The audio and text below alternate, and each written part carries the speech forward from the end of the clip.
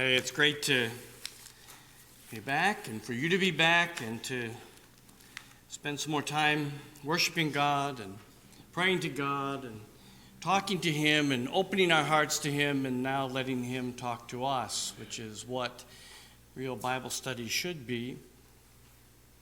Just let me clear up a couple things.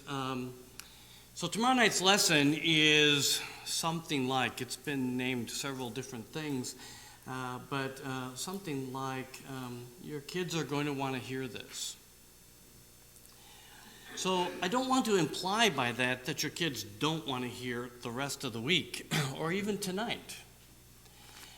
In fact, the idea of who's nurturing our children, it sounds like we're going to talk primarily to parents, and there is an element of that. But we have some people in the room who aren't parents. We have some people in the room who are young. And I'm going to suggest to you that some of the things that we talk about tonight will help you understand why your parents and people who are trying to teach and help you and even mentor you, why they do some of the things they do. They're not just being mean. They're not just being old school. They aren't just, just trying to be tough on you. So that'll help you explain, maybe understand some things. Those of you who don't have children, maybe your children are already grown. Maybe you've never had children. Maybe you think you'll never have children. This lesson is for you too. It doesn't sound like it at first, but I'm going to suggest to you that every single one of us either do have an impact on young people or we should have an impact on young people. Even if it's so much as raising your eyebrow or just clicking a thumbs up on social media, we don't really have thumbs down yet, but I'm sure they're coming, about something that somebody says or does concerning their children has a much deeper impact than you probably think. And for you to be supportive, for you to advise, for you to be understanding, for you to say, to learn from your mistakes that you made in raising your children and encourage other people to do a better job will mean a great deal.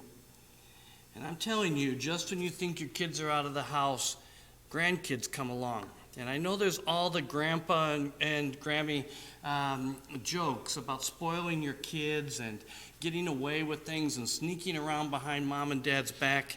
But I'm going to tell you something. A child of God is not going to do that. Not in a way that thwarts what the parents are trying to accomplish when what they're trying to accomplish is good and right. We're going to be supportive. And so the things that we study tonight, whether you're a babysitter, whether you're a caregiver, you're an aunt or an uncle, whether you're a neighbor who is mentoring some kids, these things apply to you as well as to the parents. So we don't get to just park it in neutral here and just let somebody else run with it. We're a body and we're trying to accomplish something. And one of those things is that we're going to try to nurture our children. Primary responsibility is to the mom and dad, and probably even more than that, primary to the father we're going to see. But the rest of us are going to need to be a support. Jerry prayed about the world that we live in today, and it's a scary place out there. And in order to get through this scary place, we're going to have to depend on God. And we're going to have to encourage each other to trust God. And we're going to help our children trust Him as well. When I was in Africa, several times I've gone to Sierra Leone, West Africa, extremely poor country. And walking down a gravel road, I could hear something. Getting close to a village, then off into a mud path. It opens up into a village very much like you might imagine is in Africa, extremely poor, no running water, no central sewage system, no electrical system, mud buildings, some thatch roofs, some metal roofs. Most of the buildings don't have windows, glass in the windows, rags hanging for doors. And there, in the midst of all of that, I heard voices of children. I was going to a Bible study, and when I walked past it, I turned to see maybe a dozen kids. maybe 5-year-olds to maybe young teens, and they're sitting on very crude, hard wooden benches, repeating what some man was saying to them. I didn't understand what they were saying in unison because it wasn't in a language that I understood, and it wasn't just because it was a tribal language, but because it was Arabic. They speak English and tribal languages in Sierra Leone. They were children of Muslims, and they were repeating prayers and sections of the Quran in a language that they didn't speak and that they didn't understand. They were hot, they were dirty, they were hungry, they were being bugged by bugs, they were uncomfortable, and they were outside in a little bit of shade because it was already extremely hot. All of Africa was happening all around them, with everything from weird animals to weird vehicles going by on the street, everything vying for their attention. Many of their friends were not there. They had no books, they had no materials, they had no pictures, they had no PowerPoint or visual aids, and it wasn't even in their language. Islam, in spite of the fanatical right wing, which are, by the way, a very small minority of Muslims, not in the place where I go, it makes the claim that it's the fastest growing religion in the world. Now, let me just say something about that. I don't know if that's really true or not, and as far as I'm concerned, it doesn't prove anything. In fact, most of the time, the biggest and fastest growing are not doing what is right. In fact, most of them are using means of growing that aren't right. However, when I looked at the effort and the determination of those children in the village and of the parents that were sending them and the teachers that were teaching them, I realized that Islam's going to be a very formidable challenge for future generations because they are training and they're indoctrinating future generations now. They're not waiting to convert people when they're in their 20s and 30s and 40s and 50s. We need to examine what we're doing as parents and as mentors and as family members and as influencers of young people. I'm not an expert in this, and I am not claiming that I've done it perfectly. None of my children are here present today to ask afterwards, okay? But let me tell you something. I don't have all of the answers, but I know who does have the answers. I am not perfect, but God is perfect. I didn't always perfectly apply what God would have me to do as a parent, but God shows us the perfect application to everything. In Ephesians chapter 6, we're familiar with verse 4, where it tells fathers not to provoke their children to wrath, but to bring them up in the nurture and admonition of the Lord. My question for this lesson is, who is nurturing our children? Who is doing that? Sometimes we're letting the world do it. Sometimes we're letting people that we entrust with our children, let them be the ones that nurture them. There's a different translation that reads here, let's see here, I thought it was up there. Do not exasperate your children, instead bring them up in the training and instruction of the Lord. Not exasperating our children, not provoking our children to wrath, is about making absolutely sure that we're not doing things to shut down the nurturing process. Sometimes we're doing some stuff that shuts down the process before we even get to nurturing. I'll give you an example. Sometimes discipline doesn't work.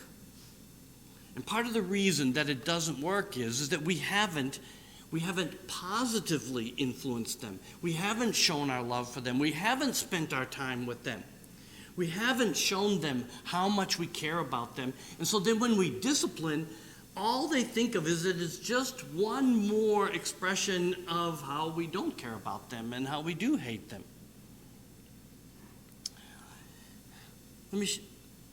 I'm not saying never make your kid angry. I'm not saying if your kids think that your rules are too strict or that you're being unreasonable, that you're doing something wrong. That's not what I'm saying. Because a child's perception on things isn't always right. However, we definitely should take it into consideration. It may be true that we're not being reasonable. It may be true that we are being overly strict. We need to step back and take a look at that. A child's perspective is not the standard, and certainly our world needs to learn that. But most Christians understand that the child's standard is not the standard, that the standard is God's standard. We're bringing them up in the nurture and admonition of the Lord. That is the standard. But here's another important principle. You parents are not the standard either. The world is not the standard. Our child is not the standard. But parents are not the standard either. So a child's perspective is not the standard, but we don't automatically just think we're automatically right and everybody else is wrong. Provoking our kids to wrath happens when our training and our correcting is inconsistent, especially when it's inconsistent with the ways of God. And sometimes that's what our children are feeling. They're sensing that we aren't consistent with the ways of God, that we are being overly harsh, that we are being unforgiving, that we're not giving opportunities for them to build trust with us. As parents, we need to have it in our hearts that we are going to treat our children as we hope God would treat us, our Father would treat us. And if we make a mistake, we're hoping that our Father will be gracious, our Father will be forgiving, and that He'll give us more chances to rebuild that trust. We're going to treat our children that same way. And when we don't, I believe we're provoking our children to wrath. What we're doing is we're discouraging them. We're saying, I can never live up. I can never now be good enough. And we need to be careful about that. And so what we do is we examine ourselves and we examine what we're doing for consistency. There are a lot of verses that we could talk about. Hebrews chapter 13 and verse 8 that reminds us that Jesus is the same yesterday, today, and forever. Jesus is the standard of consistency. And built into our relationship with Him is that consistency. We can trust Him. We feel comfortable around Him. We know what to expect. That's what your children are looking for in you. Consistency, not changing. Rules that apply and apply consistently, which apply to you as parents as well, to them as children. In Ephesians chapter 4, look at verse 1. Therefore, the prisoner of the Lord, I beseech you to walk worthy of the calling with which you are called. In other words, your children are going to see in you Christ, that you are living worthy of, consistent with the calling that you have responded. You've said you're a Christian, and how you are going to be as a parent, and then how you are going to be in your life is going to be worthy of your calling.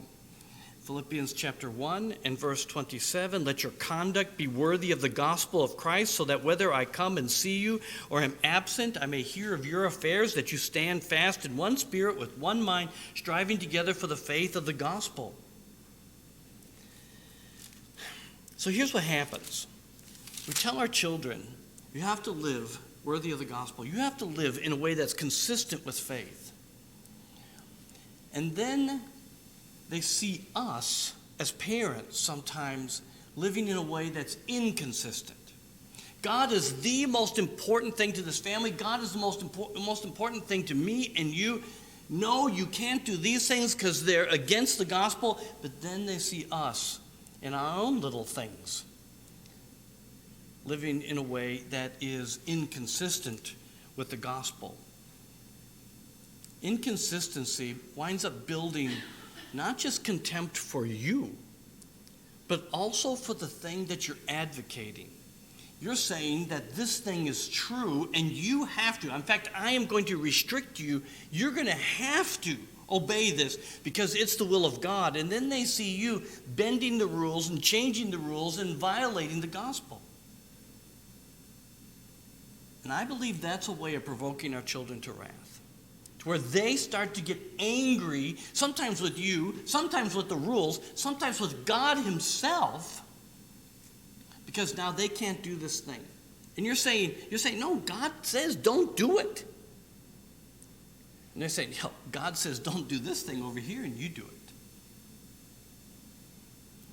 In 1 Timothy chapter 4 and verse 12, when he says, let no one despise your youth, but be an example to the believers in word, in conduct, in spirit, in faith, in purity. Consistent living. We're going to challenge our young people to live consistently, and that's right, but it's going to be a consistency with Christ, and I'm going to try to model that. I'm going to try to be the person that I want my child to be. It's not a don't do as I do, do as I say. Rules that sometimes apply and sometimes don't. Things are sometimes right and sometimes wrong. I like to tell parents, don't let your children start what they're going to have to stop. I'll give you an example. You know, sometimes it's really cute that little children start dancing and little children are wearing immodest clothing. I think by the time a child has a perception of themselves, we need to start training them, that's what our word here, so that they don't have to stop something now that you're older. We're trying to explain why you could do it all of these years, and now that you're older, you have to stop it. Don't start something that you're going to have to later explain that they have to stop. Listen to godly advice and wisdom as a parent. We're begging our children to listen to wisdom. We're begging our children to listen for application of God's word. We're begging them to do that. And then we don't do it ourselves. I know that almost the only thing worse than hearing criticism of your children is to hear somebody doesn't like your pet, okay? I've learned a long time ago that if you say something negative about animals from the pulpit, you're just done, okay? And second to that only is maybe saying to somebody personally, I don't think you're raising your child the right way. You know, that's hard for people to take. We have to be careful, I suppose, how we approach that subject. But without exception, both Old Testament and New Testament, listening to godly wisdom and seeking counsel for things is always encouraged. In fact, you are going to make a mistake in raising your children if you don't have some examples before you and some godly people that you can seek advice from.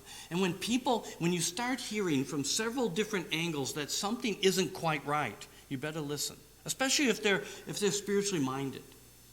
Especially if you have seen that they have raised their children in a way that is godly, in a way that is that has turned out for their children to be healthy spiritually and serving the Lord. You've got to listen. We've got to not be selfish. I think that exasperating our children happens when we're selfish. And they sense that. Rules that don't always apply, rules that only serve the parent. You have to do this thing, and they know. The only reason that they have to do it, it's not really good for them, and it's not even good for the family. It just serves your purpose. Philippians 2, 3, and 4 has us looking at the needs of others more than we look at the needs of ourselves. It's really hard because as parents we're tired, as parents we're exasperated, as parents, we want to have a break, we want to quit, and we don't get to right now. Sometimes maybe we do have to import some help. Sometimes we do have to say to other brothers and sisters, I need some help here. And we can get some godly help and some physical help as well. But selfishness is going to teach your children selfishness, and it's going to exasperate them. They're going to have a rule, and they know it's just serving you.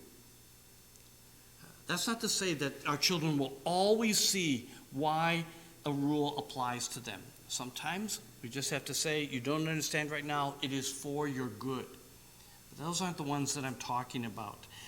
I'm talking about things with rules that don't have any reason, or where it's a power game, or where might is right. That's all that's happening there. And all of our children are learning is that, I'll give you an example. I knew a guy that he had his son, told his son not to do something. And when his son said, why not? He says, this is why.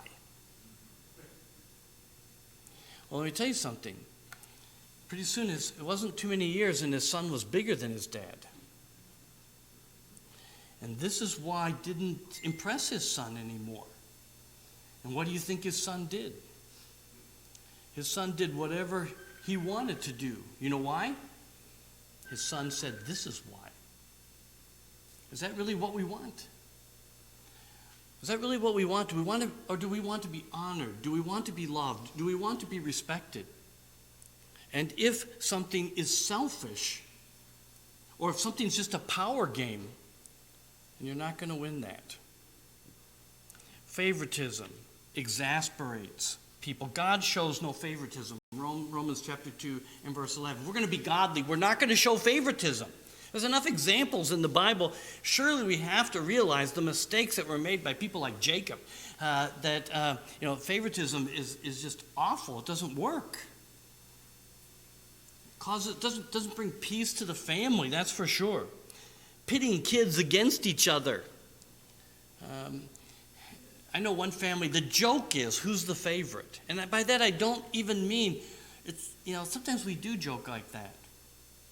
But this family, they really, really do compete over who's the favorite and who has the most attention and who gets the best gift or the most money in the will. It's awful. Comparing kids to each other or your kids to somebody else's kids. Unhealthy. Because no kid is exactly alike. They don't grow exactly alike. Even mentally and emotionally and spiritually, they don't grow exactly the same. Comparing them, why can't you be more like? No, it's not healthy. God didn't do that with you.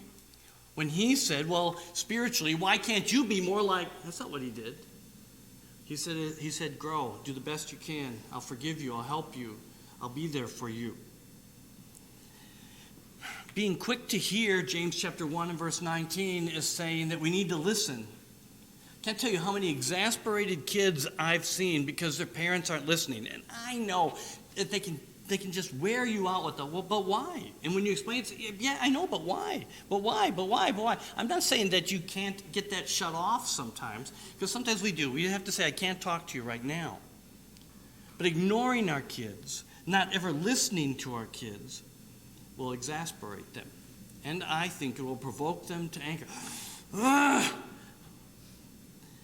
The house is on fire. Well, we want to hear some things. We want to hear when they're struggling with something at school, or when somebody bullied them, or when somebody abused them. We want to hear all of that. And how do you think we're going to hear that if we aren't quick to hear? If we're not just going to sit down and say, tell me what you're thinking. Tell me how your day went. What do you want to say to me? And that no matter what they say, we'll listen. We'll be fair. Even in all areas, including correction. In Proverbs chapter 13, there's a verse that some of you probably are familiar with and thought surely he's going to read that tonight. In verse 24, he who spares his rod hates his son, but he who loves him disciplines him promptly. You know, some parents today, it's not popular to not tell your kids no about anything. To remake the world so that they can pretty much get whatever they want and never hear the word no. You know, you realize that enforcement is a blessing to the child. Enforcement of rules. And I think it would be shocking to people to say that if you don't discipline your child, really, that some people say, I love my child too much to discipline them. The verse says, no, that's an expression of hatred. And let me, for a radical explanation, you know, you can think about a kid playing on the highway out there, playing out in the road. Somebody comes in and says, hey, so your little boy is out there in the road. You say, well, you know, I don't like to tell him no. I love him too much. He loves to play. He just loves that so much. We would say, you don't love your child. If you love your child, you're going to go out there and save his life. Yeah, but he might cry when I bring him in. And we understand that's the way it works. So I want to suggest to you that enforcement is a blessing to the child. It gives them something stable. And a lot of times when we make rules, what do the children do? They don't touch that. It's sharp, it's hot, it's whatever. But I think that sometimes the testing of it, they run right over to do it, is, are you real about this? It's kind of like you and me. There's a handrail, and it's 10 floors down. What do? You go out to that handrail and you kind of go, right? Before you lean on it. And that's what they're doing. Are you serious about this? You said no about this, and they go over to it. You know, and you don't do anything. So it just falls over. You weren't serious.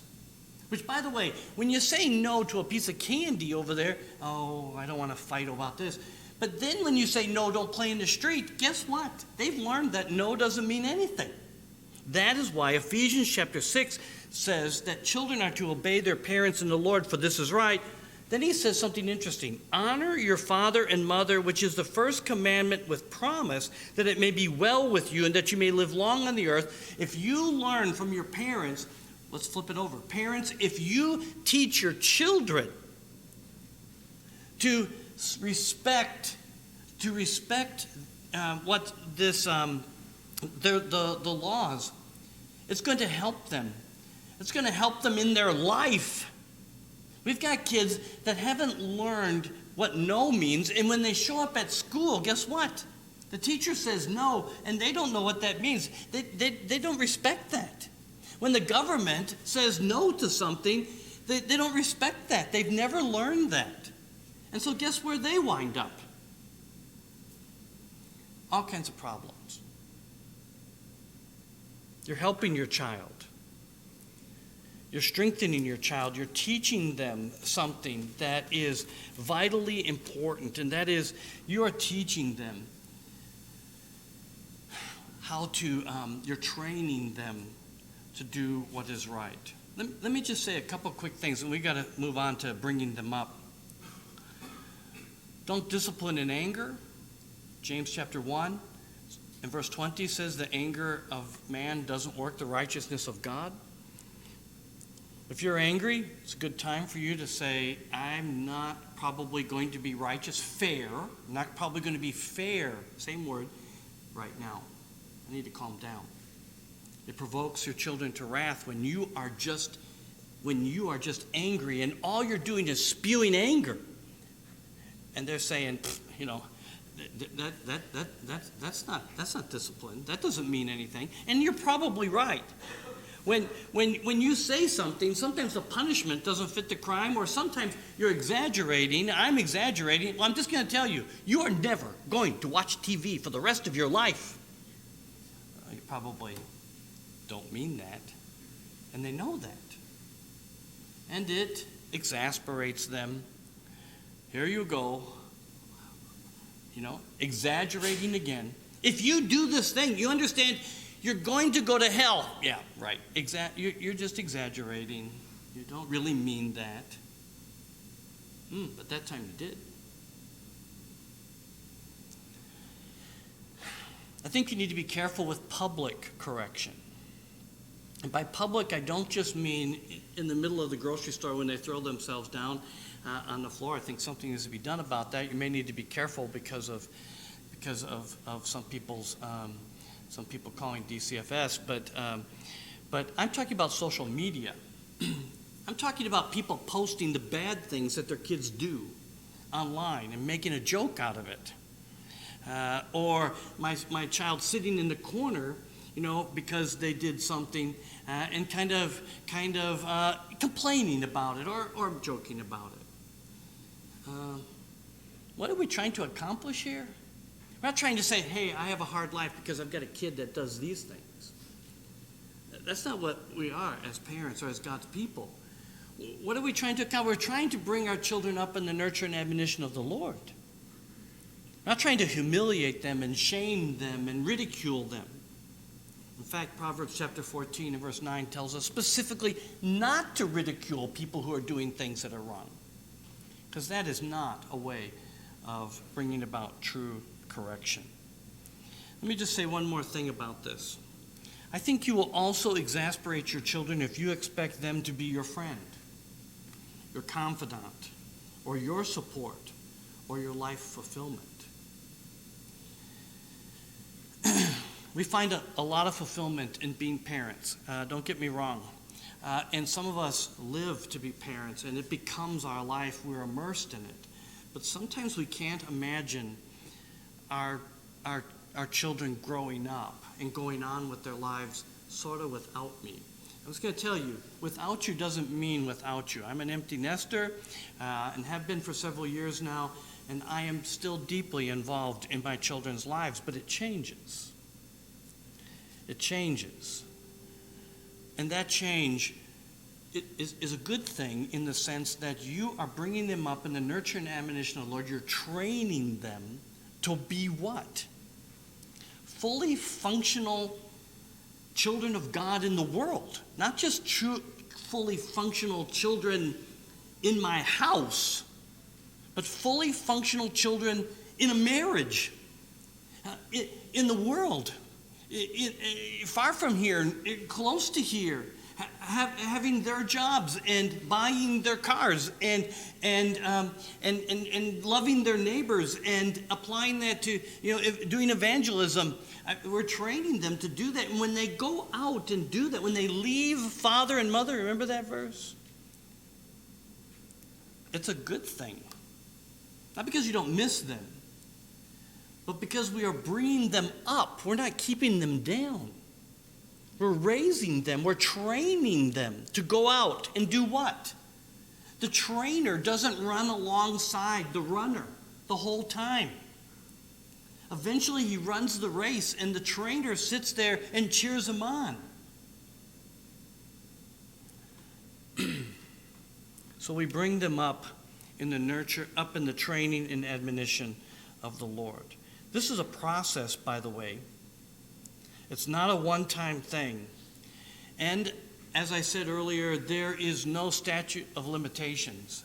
In other words, you don't get to quit. There's sometimes people, you've seen the shirts, some of you, I'm not going to adult today, I think is what the shirt says, something like that. Well, you don't get to choose that as a parent. We don't get to say, I'm done parenting, I'm done for today. He's saying you don't get to do that. You're going to be a parent for the rest of your life.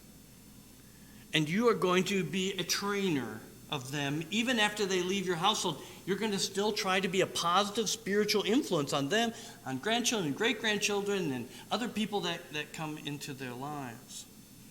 We're going to be looking for opportunities to train our children. This is that passage in Deuteronomy chapter 6, verses 7, 8, and 9, that basically has, so here's Moses about to let Israel go into the promised land without him. Without him. And so what does he say? You've got to train, you've got to be faithful. And then he says, you've got to train your children, and your children have to train their children to be faithful to the Lord. How's that going to happen? Well, here's what he says. And I'll just read a section because we're running out of time. In Deuteronomy 6 and verse 7, he says, you shall teach them diligently to your children. And you shall talk of them when you sit in your house, when you walk by the way, when you lie down, when you rise up. You shall bind them as a sign on your hand, and they shall be as frontlets between your eyes. You shall write them on the doorposts of your house and on your gates. You're going to immerse your children in spiritual things. And you're going to be walking at the zoo, and you're going to say, isn't that critter there amazing that God has made? You're going to look at the stars at night, and you're going to say, that helps us understand something about the glory of God. They're going to pick up a leaf, and you're going to say, look really close. Look how complex, look how well designed that is. You see your hand? You're going to be doing some project where you're making a little mechanical hand that kind of moves a little bit for some school project or something like that. You say, isn't it crazy how complicated God made our hands? He's amazing. You're going to be talking about, he's going to sneak into your conversations all the time. You're going to be praying with them. You're going to be reading scripture with them. You're going to be taking them to places and people where they have opportunities to be around other people who are spiritually minded. What's the most important thing? What are we trying to accomplish here? Because it's in the admonition, the training of the Lord. Something occurred to me when I was preparing for this. Why would we raise our children differently than we would make a true, strong disciple of Jesus Christ? So here's somebody who's not a Christian, and they want to be a strong Christian. You say, what are you going to do with them? I mean, we're going to meet with them. We're going to study the Bible. We're going to introduce them to spiritually minded people. We're going to get them around to other people and spiritual things. Right, that's right. We're trying to make disciples out of our children. So this is about who they are, not just what they do. When our children were in middle school, the school did a change in their sex education curriculum, and I didn't like it. So we went to a meeting, big school board meeting, and there was they're going to discuss the curriculum, packed building, bigger than this, and any questions? You're not surprised, are you? And so I said, yes. I said, do you teach morality? And they said, yes, we teach morality. Whoop! You know, the superintendent of schools jumped up and said, we do not teach morality. Okay? Then I said, well, then I object to you teaching children what to do without anything to guide them in when it's right or wrong to do it. We wouldn't do that in any other thing. We wouldn't teach somebody to shoot a gun, but not teach them the right thing to point it at. And it didn't go well after that. And then afterwards, there were two health teachers that my kids have been to. I knew who they were. Staying off to the side, I went over to talk to them. And the guy said, you don't understand, we teach values, we don't teach morality. Values are that it is of value to wait until marriage to have sex because they said if a girl gets pregnant, you make like $200,000 less in your lifetime if you get pregnant during high school. Okay? And I said to him, so in the heat of the moment, in the backseat of a car, you think that the girl's going to pause and say, did he say 200,000 or did he say 20,000? And he said to me, do you think in the heat of the moment they're going to remember some verse from the Bible? And I said, oh, you don't understand what we're trying to do. I said, we're not trying to encourage them to memorize verses to remember in the heat of the moment. I said, God wants to change who they are. And that's different. Because that changes everything. That changes everything. We have got to, as parents, work on our children thinking of themselves differently than the world. That their self-image, their personal image, is that of Christ, of a godly person. That's who they are, that it's God in them, Christ in them, His Spirit. We've got people who are so caught up in body image and materialism. I'm important because of what I have. I'm worthwhile because of how I look, or contrary. Children need to be confident about who they are. And we can help them with that because we need to make sure that God's word and that His will touches every aspect of them and that it's good. We're going to talk more about this, the Lord willing, tomorrow night. Somebody said, if we don't teach our children who God is, someone else will teach them everything that He isn't. People stand in line to tell our kids what life is about who they are, what they should be. And our kids are talking about these things. They are talking about these things, even in middle school, sometimes even in elementary school. And I'm telling you, even keeping them home, monitoring their friends, will not change the fact that they know what's going on in the world. That they need to know the truth about relationships, they need to know the truth about sex, they need to know the truth about things and material things, about what's important in life. They need to learn the beauty of holiness in these things, not just the dirty side too. Oh, these things are bad, these things are dirty, these things are wrong. Okay, but they need to see the beautiful side of doing God's things in God's ways. Because it's an incredibly beautiful thing that we lose when we wander off into the world and it just becomes a dirty thing.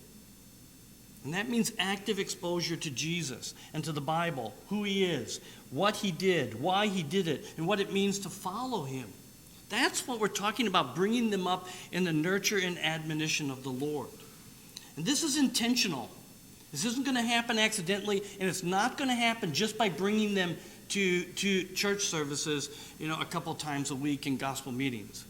It's going to have to be intentional. You're going to have a plan. You're going to have to get Bible study materials. You're going to have to get Bibles for them. You're going to have to schedule things. And it's not just one thing because all of our lives are very, very different. So what works for this person may not work for this person over here. But you're going to have to sit down with your wife or with your husband and say, we need to be doing some more with our kids. Active training, actively instructing, and actively applying it to ourselves. I've got to see that we are in love with Jesus. And we want to do His will more than anything else in the world. Let me just close with some practical things.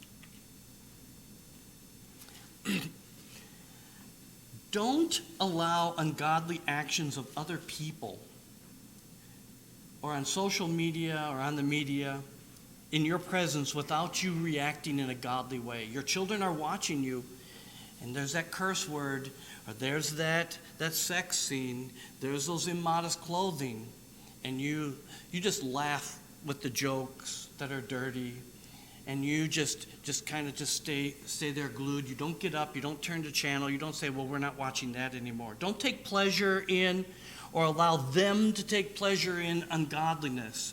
Even if you don't participate in it, Romans 1 verse 32 talks about those who take pleasure in the things that other people are doing that are wrong. And he's saying you're just as involved.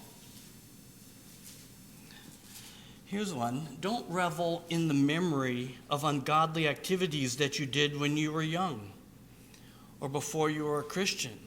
Telling stories about going drinking, telling stories about drag racing and not getting caught, or losing your license because you did this. That don't revel as, oh, that was fun and that was so great. I know one person who went and told stories about how he went drinking as soon as he got out of school, and all the people, and he was talking about how what a disaster it was, and all the kids were just sitting there saying, oh, but you turned out fine. I can go do that. And I'll turn out fine too. Don't allow your children to pretend to do ungodly things. It's not cute. Be willing to strictly limit worldly exposure or participation in areas where your child shows weakness. I know that filtering and censoring is really frowned on in our society. But especially, and I don't think we should censor absolutely everything. Our children need to learn how to cope with real world, with the real life. But when our child shows a weakness, then we're going to be strong for them while they get stronger to be able to handle it. It's part of the training process. And don't compromise because of their crying. They're whining, they're complaining, they're pouting, you don't love me, you don't understand. It makes me seem strange to everybody else. Don't compromise what you know to be right because of that. So let me just talk to you a couple things to do.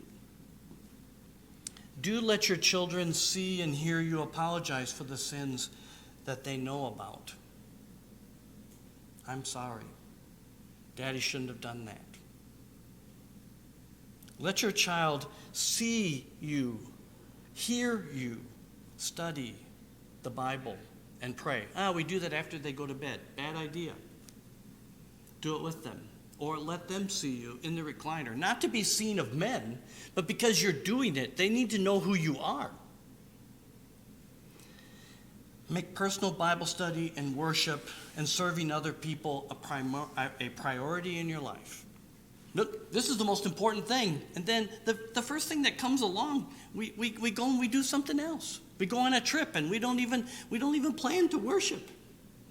We choose a college for them to go to, and we don't even check if there's a church nearby. Some school function. We don't have to go to the school function. We just say, hey, let's go to the school function. We don't even think about coming to worship. It's on a worship night. You saying it's the most important thing, and then something else comes along that they're saying, hey, I thought you said that's the most important thing. Be 100% confident that God's way is always best for you and your children. Yes, your child is sometimes going to seem strange to other people. And if you're not 100% confident that that's in their best interest, you're going to cave. Because they're going to whine, and they're going to cry, and they're going to say, oh, please, please, please, please, please. And you're going to, well, you have to have friends, and, this may not be the best thing for you. I'm telling you, you need to convince yourself 100%. You need to be 100% on board. Your faith needs to be strong that this is in your child's best interest to do what's right. And maybe they don't get it right now, but hopefully in time they will. Compliment your children, especially the spirituality that you see in them. Don't just criticize. Compliment them. I'm really happy that you're reading your Bible. Or, I see these things. It was so great of you to shovel that snow or to mow that grass, because that's a godly thing. That's a really wonderful thing that you did for that person. Value spiritual things more than anything else, because there's a very real sense in which holiness is the only purpose that God has for your life. Let me say that again. In fact, we're going to close with that. Holiness is the only purpose that God has for your life. That's pretty raw. And that's the only purpose that God has for your child's life. We've got all these visions in our head as parents. Oh, football scholarships, and maybe making it to the big leagues, and getting the medal and the award, and going to that big college, and people thinking that's my child, and thinking that's wonderful, making a lot of money, getting married, having all the grandkids and all this kind of stuff. This happily ever after kind of life, and a lot of times it doesn't turn out like that, and our kids start feeling like failures and everything, and here they are, godly people, some of them, feeling like failures. Or here are some of them who are extreme success in this world, and failures in godliness. The children are under attack. Satan and the world, they're told they're ugly, they're fat, they're dumb, they're friendless, they're alone, they're not cool, they're not special, they're not accepted.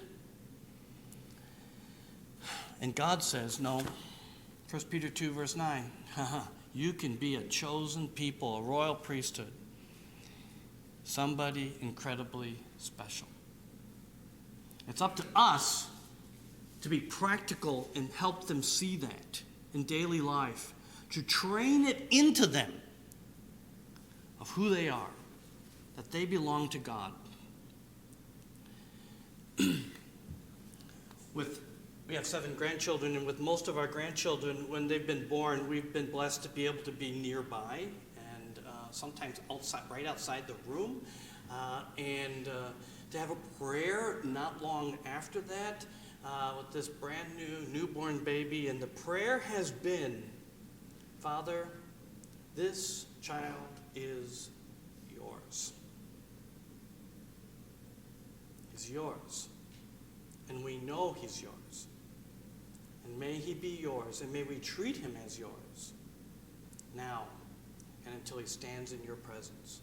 That's what you want for your children and your children's children.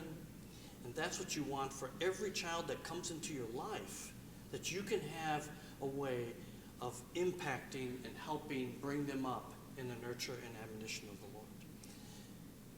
What a challenge. But the reward is out of this world. Your family will be better in spite of what the world says. Your family will be better on this earth and in the life to come if you will bring them up in the nurture and admonition of the Lord. If you aren't a child of God, it's time to begin that walk. It's time to respond to the training and teaching of the Lord and submit to him. If we can help you do that, tell us while we stand and sing this song.